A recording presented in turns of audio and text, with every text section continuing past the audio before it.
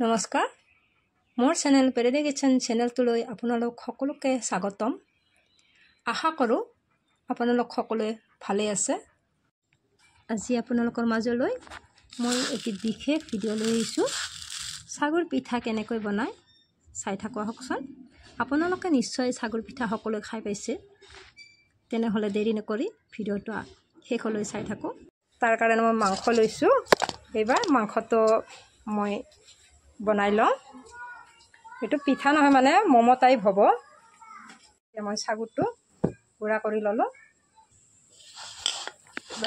মই মাৰি লওঁ ধুনীয়াকৈ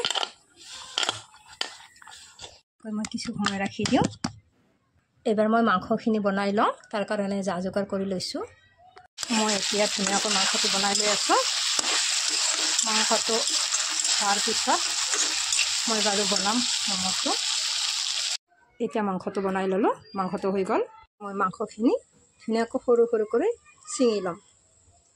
এনেকুৱা কৰি সৰু সৰু কৰি ছিঙি ল'ম মই মাংসখিনি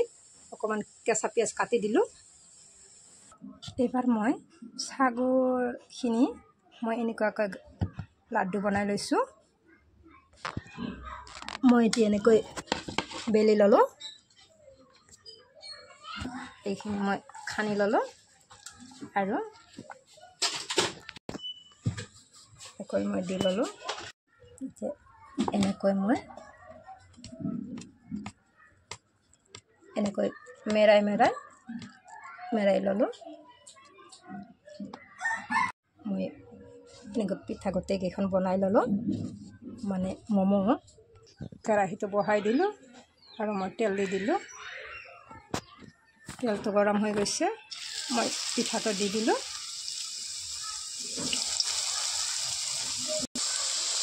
এনেকৈ দি দিলোঁ মোৰ পিঠা হৈ গ'ল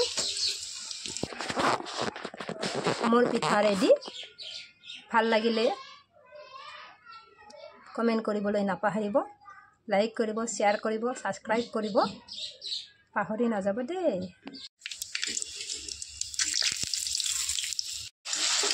পিঁয়াজখিনি দি দিলোঁ